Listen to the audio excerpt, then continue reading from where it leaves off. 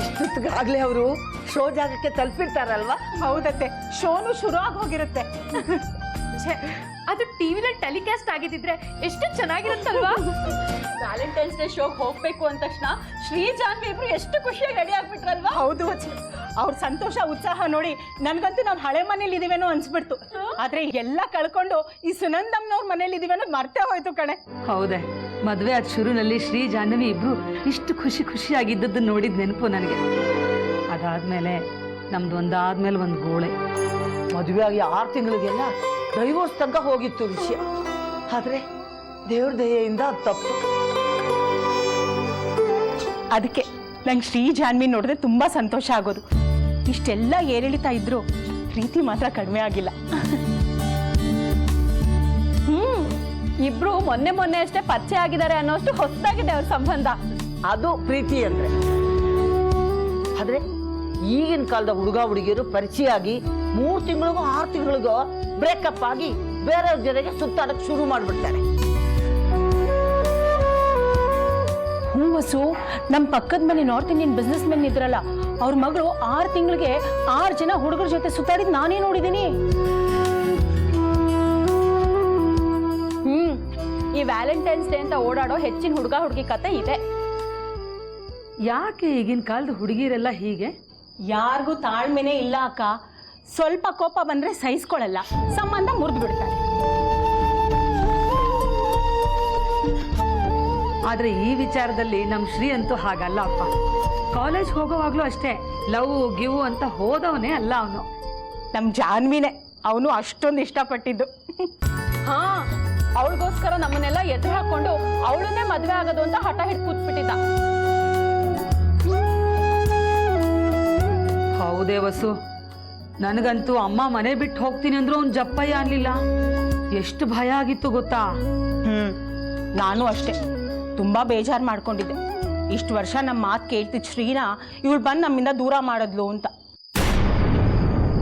ಆದ್ರೆ ಈಗ ನೋಡಿದ್ರೆ ಅವರಿಬ್ರು ಎಷ್ಟು ಒಳ್ಳೆ ಜೋಡಿ ಅನ್ಸತ್ತಲ್ವಾ? ಅವರು ಬೆಸ್ಟ್ ಜೋಡಿ ಅವಾರ್ಡ್ ಗೆಲ್ತಾರೋ ಬಿಡ್ತಾರೋ, ಆದ್ರೆ ನಮ್ಮ ಪಾಲಿಗೆ ಅವರು ಬೆಸ್ಟ್ ಜೋಡಿನೇ. ಹೌದಾ?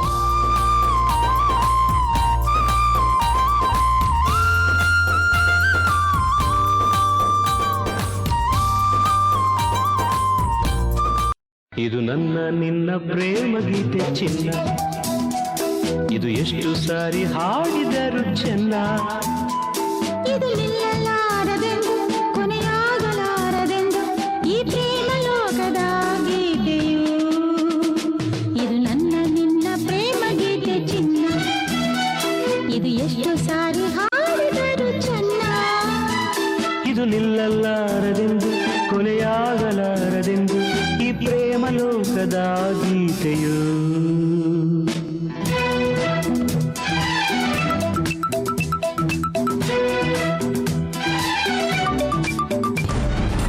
ಹಲೋ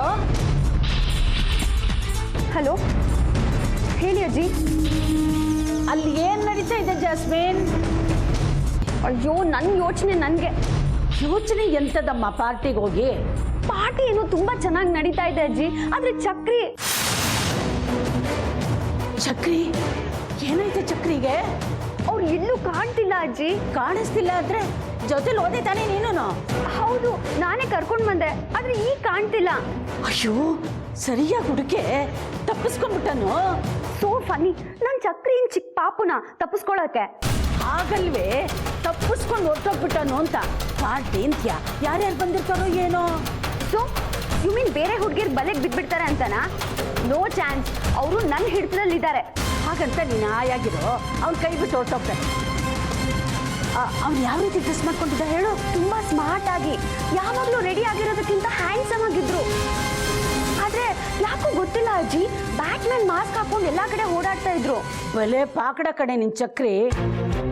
ಒಂದು ಕೆಲಸ ಮಾಡು, ಮಾಸ್ಕು ಹಾಕೊಂಡೇ ಇರ್ಲಿ, ಅದ್ರ ತೆಗಿ ಅಂತ ಹೇಳ್ಬೇಡ. ಯಾಕೆ?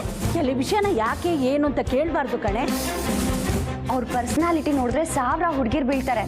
ಅವ್ರ ಫೇಸ್ ನೋಡ್ಬಿಟ್ರೆ ಏನಾಗುತ್ತೆ ಅಂತನಾ?